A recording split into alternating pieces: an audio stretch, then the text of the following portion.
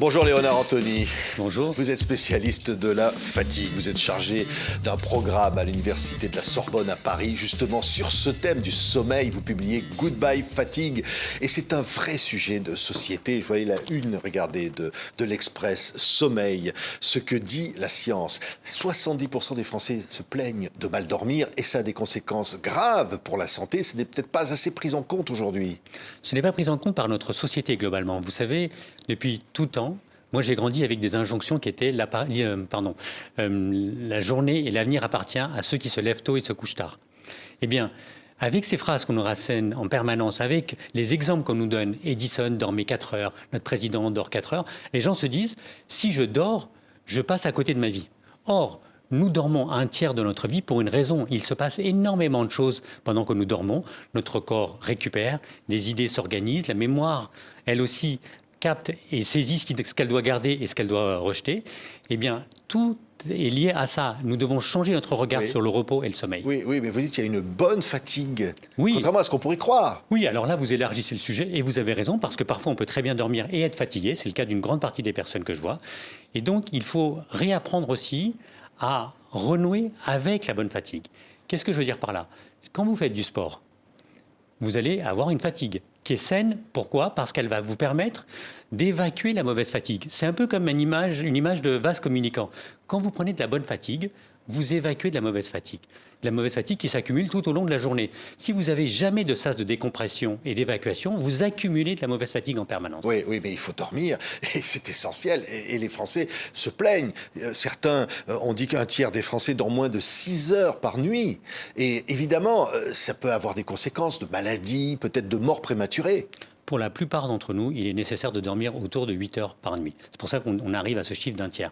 Mais j'insiste là-dessus, c'est une question de point de vue. Si vous vivez dans un monde qui vous donne des injonctions permanentes en vous disant « dormir, c'est mourir un peu », vous n'allez pas vouloir dormir. Si vous passez votre temps à binger des séries juste avant de vous coucher, la qualité de votre sommeil va en être altérée. Des études scientifiques prouvent cette dimension-là. Donc, il y a une hygiène à réapprendre, une hygiène du sommeil, et je dirais même plus largement une hygiène du repos. Oui. Et ça s'apprend. Oui, alors ça s'apprend, vous allez me donner des conseils. On a envie de dire qu'est-ce qu'il faut faire, parce que chacun a envie de bien dormir pour être en forme. Mais c'est pas si simple que ça, parce que même on dit que qu'on cherche le sommeil, c'est justement la manière la pire pour le trouver. Oui, vous savez, c'est un fondement. Si je me mets comme injonction « dors », eh bien, je ne vais pas dormir. Par contre, si je crée les conditions tout au long de la journée pour que ma fatigue s'évacue, pour que je puisse arriver dans des conditions de repos au moment du coucher, eh bien, je vais entrer dans un sommeil de manière totalement différente. Oui, ça veut dire que ça se prépare dans la journée, le sommeil. Alors, qu'est-ce qu'il faut faire concrètement? Par exemple, parce que la société moderne, comme vous le dites, vous oblige. Vous avez raison de le rappeler que dans la plupart, par exemple, des grandes villes, et même ailleurs, nous sommes soumis à une agitation permanente. C'est-à-dire qu'on est dans des interactions tout le temps. Et ces interactions, si on les regarde sous un angle en permanence, eh bien, sous l'angle négatif, elle va générer de la mauvaise fatigue. Je prends un exemple concret. Si tout au long de la journée, vous ne ressassez que des histoires négatives qui vous sont tombées dessus. Je me suis fait bousculer dans le bus, dans le métro, j'ai eu une altercation dans ma voiture avec quelqu'un qui m'a klaxonné. Et que vous répétez ces histoires en permanence, vous allez ruminer. La rumination est normale et naturelle, moi-même je rumine. Mais je peux apprendre à me libérer de cette rumination et de ne pas donc générer une accumulation de fatigue tout au long de la journée qui fait que le soir, je vais arriver chez moi, je vais encore raconter ces histoires, au lit, je vais encore me les raconter. Si j'apprends à me débarrasser de la rumination, je l'explique dans le livre, eh bien, tout va changer. Un autre exemple, le digital. Nous sommes dans un monde de plus en plus digitalisé. Si je reprends le pouvoir sur mon téléphone, si ce n'est pas lui qui me tient et c'est moi qui le tiens, là encore, ça s'apprend. À ce moment-là, je ne me laisse pas envahir par un monde de notifications, mais je choisis l'information que je vais voir. Tout change en mettant en place des stratégies extrêmement simples pour évacuer la mauvaise fatigue. Oui, ça veut dire qu'il faut sortir le téléphone de la chambre la nuit, par exemple. Moi, c'est une décision que j'ai prise et j'ai vu le résultat sur un grand nombre de personnes qui m'indiquent être fatiguées. Dès lors qu'on sort le téléphone de la chambre, on n'a plus de tentation pour, au moment où on regarde l'heure, simplement d'un geste du Oui. pouce, le déverrouiller et tomber dans un maelstrom Il d'informations. faut se déconnecter. Alors ça, c'est le secret absolu. Alors, si on dort mal, et on a parfois le sentiment, les gens ont le sentiment de mal dormir, ça peut avoir des conséquences graves pour la santé. Oui, absolument. D'ailleurs, c'est ce que je dis en permanence. Il faut distinguer deux types de fatigue. D'abord, la fatigue liée à notre façon de vivre, c'est la fatigue sociétale, et la fatigue liée à une pathologie. Si une fatigue s'installe de manière durable, il est important d'en parler avec votre médecin traitant, parce que la fatigue peut aussi être un symptôme Oui. de C'est-à-dire qu'on peut pathologie. bien dormir et être fatigué quand même la journée. Absolument. Oui. Heureusement, en règle générale, c'est parce qu'on a des modes de fonctionnement qui sont inadéquats. Oui, mais si on dort mal, je disais, quelles conséquences pour la santé? Quelles maladies ça peut engendrer? Alors, il y a, les conséquences peuvent être anodines au départ. Vous pouvez simplement vous traîner. Vous pouvez être très très fatigué, puis ensuite ça peut avoir des conséquences sur l'ensemble de votre système biologique. Et c'est là où ça devient embêtant. Donc il est essentiel de reconsidérer le repos pour réintégrer le sommeil Oui. la nuit, et peut-être même parfois, c'est ce que je conseille et c'est ce que je fais, la journée, apprendre à faire des micro-pauses, des micro-siestes, C'est pour quoi? pouvoir se Une régénérer. demi-heure où on s'arrête, on Parfois se met... c'est 5 oui. minutes, parfois c'est 10 minutes. Vous voyez, moi je donne des exemples à des gens qui travaillent en open space, que je peux suivre en entreprise, où je vais donner des cours pour s'asseoir sur sa chaise face à son ordinateur, prendre juste un stylo, fermer les yeux, attendre quelques instants et laisser le stylo se tomber. Quand le stylo tombe, vous êtes entré dans une phase de somnolence et là vous avez créé une virgule où vous êtes reposé considérablement, prêt à repartir. Et vous serez beaucoup plus efficace pour continuer à travailler. Oui, oui, et là mais, encore, ça s'apprend. Mais il y a des médicaments aussi, on va vous dire. Il y a des médicaments pour dormir. C'est très mauvais pour la santé, bien sûr. Alors, moi, je ne connais pas un médecin qui prescrit des médicaments qui n'essaie pas d'abord d'aider la personne à agir sur sa condition. Parce que les médicaments sont un recours. Si une personne vient voir un médecin en grande souffrance, il est normal qu'il lui prescrive. Mais l'objectif, c'est pas de tous les médecins, c'est pas laisser les gens en permanence sous traitement. C'est de se dire, c'est une aide, c'est une béquille pour que vous puissiez travailler en parallèle sur votre façon d'exister. Oui, oui, mais on a l'impression, je disais, que la société ne prend pas en compte ce problème. Absolument. Voilà, et que ça n'est pas considéré comme un vrai problème de santé, alors que c'est un vrai problème. C'est un vrai problème de santé, et j'irai même plus loin, c'est un problème existentiel. C'est-à-dire que le monde a gagné d'une certaine façon en espérance de vie.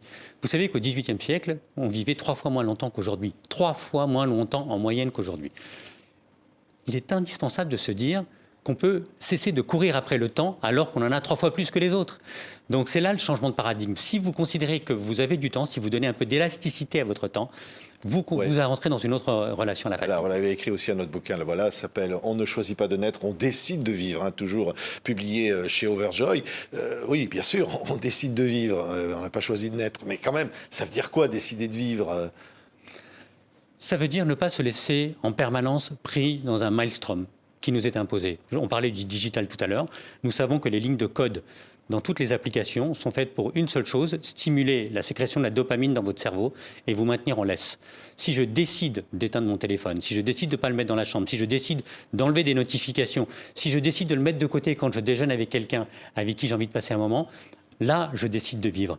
Si je décide de prendre le temps de ralentir, si je décide de considérer le temps dans mon existence comme une donnée dont j'ai la maîtrise, dont je peux reprendre la maîtrise, alors je décide de vivre. Si je décide en permanence de me dire que je n'ai pas à juger tout ce qui se passe dans le monde, mais je peux aussi laisser les choses se faire, car la décision de juger est une décision extrêmement complexe et épuisante, alors j'entre dans l'action de décider de vivre. Oui, oui. Alors, une de vos spécialités, c'est l'hypnose écologique. Alors écolo, c'est pas le sens qu'on croit, hein, mais vous pratiquez l'hypnose, c'est-à-dire qu'au fond, on peut, même des personnes qui elles-mêmes n'arrivent pas à s'endormir d'elles-mêmes, on peut les endormir. Alors, éco en grec, ça veut dire maison. Donc pourquoi j'ai décidé d'appeler la forme d'hypnose que je pratique écologique? Parce que j'amène les gens à renouer avec leur propre maison, le corps. Dans une société où on est de plus en plus cérébralisé, où on considère que tout est uniquement lié au cerveau, vous voyez, on voit cette image qui est là, eh bien il faut réapprendre à considérer le corps dans l'existence. Dès lors qu'on considère le corps dans son existence, on peut le déposer dans le lit. Parce qu'on dépose aussi un corps sur un matelas, on dépose aussi une tête sur un oreiller. C'est pas que le cerveau, il y a tout un organisme physiologique qui accompagne ça. Comprendre et renouer avec ces deux dimensions, c'est ce que j'ai aussi étudié dans le yoga pendant des années, va nous amener à entrer autrement dans notre sommeil, autrement dans notre existence, dans notre vie. Oui. Nous sommes des êtres d'esprit et de chair. Oui. Quelle que soit la civilisation, on nous l'a rappelé. Et alors, qu'est-ce qui se passe dans le sommeil qu'on ne sait pas d'ailleurs, parce qu'on n'a pas vraiment le souvenir de ses rêves, mais qu'est-ce qui se passe dans le cerveau? C'est le cerveau qui est un organe mystérieux et incroyable. Hein. Alors, je vais vous raconter une histoire qui va vous intéresser, que je raconte donc dans le livre « On ne choisit pas de naître, on décide de vivre ». Des chercheurs scientifiques se sont intéressés au sommeil et ont décidé d'entraîner des gens à répondre à des questions qui leur seront posées dans un sommeil profond. Donc les gens dorment, ils ont un encéphalogramme sur la tête avec des électrodes, et puis les chercheurs leur parlaient. Et ils se sont rendus compte que les gens répondaient dans ce sommeil-là. Pour une partie d'entre eux, ils se souvenaient de ce qu'ils avaient répondu derrière, pendant cette période-là. Eh bien, c'est un peu l'hypothèse qui est émise, c'est que quand on est dans des états d'hypnose, on est dans ces états entre deux, intermédiaires, dans ce qu'on peut appeler d'une certaine façon la veille paradoxale, en comparaison avec le sommeil paradoxal. Eh bien, quand on arrive à justement aider et apprendre aux gens à entrer dans cette veille paradoxale d'eux-mêmes, on parle alors d'auto-hypnose, on commence à rééduquer d'une certaine façon ce sommeil qu'on peut considérer comme un organe en tant que tel. Oui, sur une espérance de vie moyenne, on passe des dizaines d'années de sa vie à dormir. Certains pourraient dire c'est du temps perdu. Absolument pas. Et vous dites évidemment non. Non. C'est du temps vécu. C'est du temps vécu, c'est même du temps qualitatif. Je vous donne un exemple, vous voyez, j'écris des livres. Moi, une grande partie des problématiques d'écriture que je peux avoir, comme tout écrivain, à un moment donné, on bute sur un passage. Si je reste devant mon cahier ou devant mon ordinateur, je ne vais pas trouver la solution. La solution vient au milieu de mes insomnies. Quand on apprend aussi à gérer ces insomnies, c'est une autre dimension qu'on peut évoquer du sommeil. Quand on apprend à ne pas paniquer face à une insomnie, à se dire j'en fais un instant d'existence. D'accord ? Comme je parle des insomnies légères et passagères, comme on a tous. Et bien tout d'un coup, on arrive à en faire un moment où les solutions émergent quand on ne cherche pas. Vous savez, les enfants l'ont très bien compris. Quand ils perdent un jouet, et quand ils savent qu'ils ne vont pas le retrouver en cherchant, ils le trouvent quand il émerge d'un coup. Ouais. C'est la même chose dans le sommeil. Les idées émergent. Oui. Et on dort de moins en moins en vieillissant. Pourquoi? Je ne sais pas. Est-ce qu'il y a une raison à ça? Alors, premièrement, on dort de moins en moins, mais vous noterez aussi que les personnes en vieillissant font plus en plus de siestes. Moi, j'ai donné des conférences à travers la France et j'ai vu à la rencontre des personnes âgées qui, quand on en discutait et qu'on creusait, ils me disaient « Oui, mais vous avez raison, en fait, moi, je somnole beaucoup autour de la journée. » Donc, c'est plus subtil que ce qu'on peut croire et qu'on peut caricaturer. Oui, le sommeil, c'est la vie. Merci beaucoup, Léonard Anthony. Vous publiez Goodbye Fatigue, l'art de ne plus subir sa fatigue et celle des autres. Et puis, ce livre, On ne choisit pas de naître, on décide de vivre, tous les deux chez Overjoy Éditions. Merci beaucoup d'être venu sur ce plateau.